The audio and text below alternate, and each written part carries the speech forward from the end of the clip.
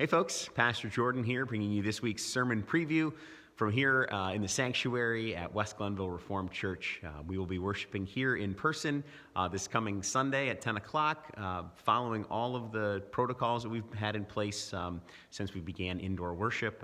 You can find those at our website or attached to our weekly email if you're on that list. And so if you'd like to join us, just check those protocols and then we'd love to welcome you in for worship here.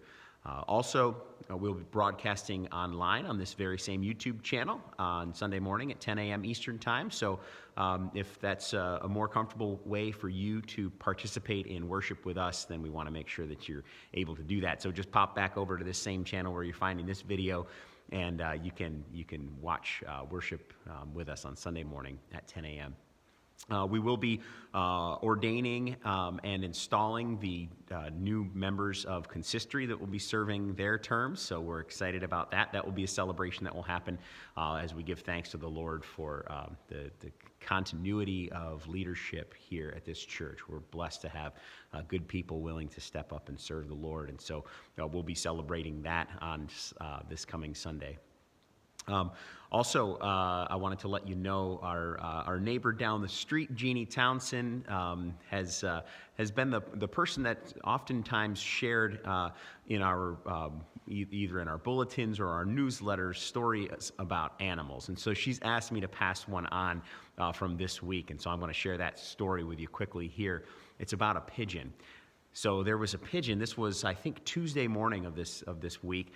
There was a pigeon up in the upstairs loft of her barn, and there's a handful of other critters up there, and so she'll keep some water dishes for them so that they have sustenance through the wintertime. And one of them is a heated water dish, so it doesn't freeze in the winter, but another one is not. And so this poor pigeon had roosted right on the edge of the unheated water bowl.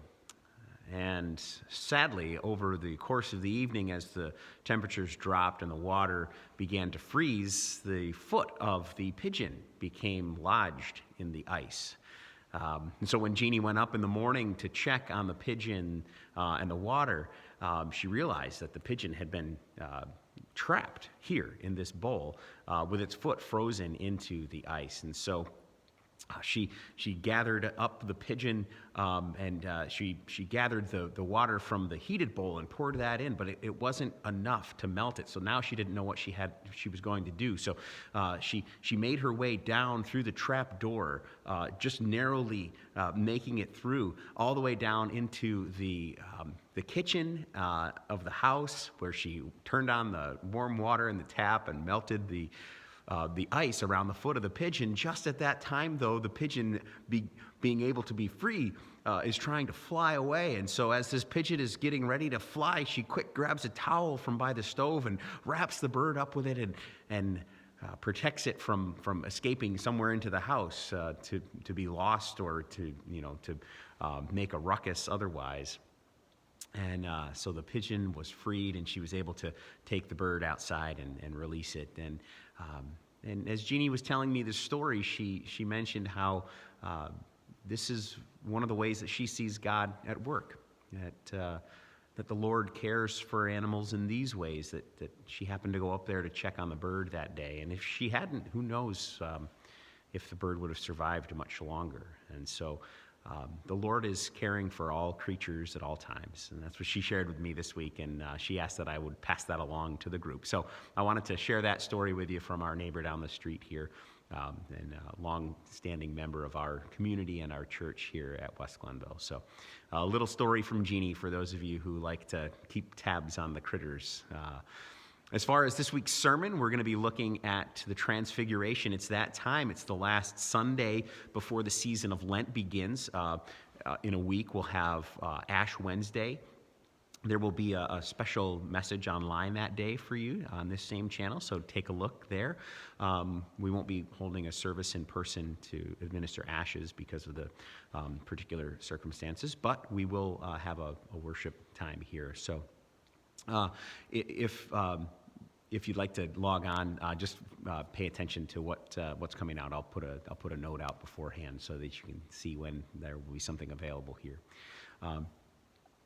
But we're looking at the transfiguration this week. And for those of you who know the story, you're familiar with Jesus as he goes up the mountainside with Peter and James and John, three of the disciples. And he goes up there with the disciples, and he's transformed before their very eyes. And we know the story, right? He's transformed, and Moses and Elijah appear and are speaking with Jesus. And in this moment, Peter and James and John realize that Jesus Christ is more than just a prophet, more than just a priest, more than just a healer, that there's something more to this Jesus person. And they realize, as this cloud overshadows them and then speaks to them, that this is actually the Son of God.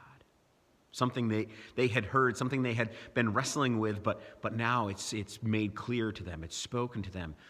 But in moments like these, confusion often accompanies these types of events, to the point where the disciples, in this case, aren't sure what to do. They think, this is so great, let's stay. This is the perfect spot. But Jesus takes them back down the mountain. And so that's what we're going to look at, is what are these times like where there's something that's so glorious, and yet we sometimes fail to understand it. We sometimes don't get the message.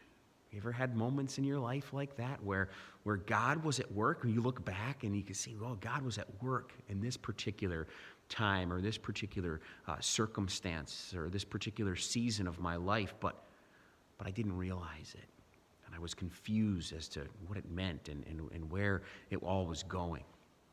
And so that's what we'll look at, because there's this moment, and this is what we'll focus on this year with Transfiguration, because we get it every year, right? And so what's the new thing we can look at this time? And so we're going to focus this year in on the moment when the disciples and Jesus together are overshadowed by this cloud.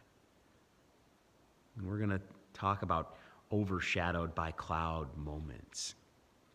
One of them that appears in the scriptures is when Mary is informed by the angel that she'll be giving birth to Jesus Christ, the Son of God, and a cloud overshadows her at that time. And what does that mean as we think back to Christmas time? And then we look ahead to Easter and this march, this journey towards Jerusalem that Jesus Christ begins after this moment of transfiguration, and all of the confusion and overshadowed by cloud moments that the disciples have throughout that journey.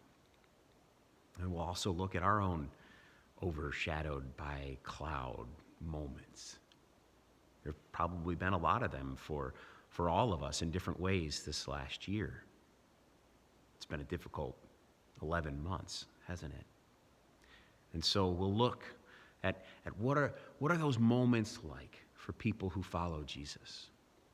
And what is it that we can glean from those past experiences to take forward into our experiences in these coming days? That's what we'll look at on Sunday. I hope you enjoyed that story about the pigeon from Jeannie. And we look forward to ordaining and installing some folks this Sunday at church. So whether you're able to join us in person or online, we look forward to worshiping with you. I hope you have a blessed rest of your Thursday, and I look forward to seeing you all soon. God bless. Amen.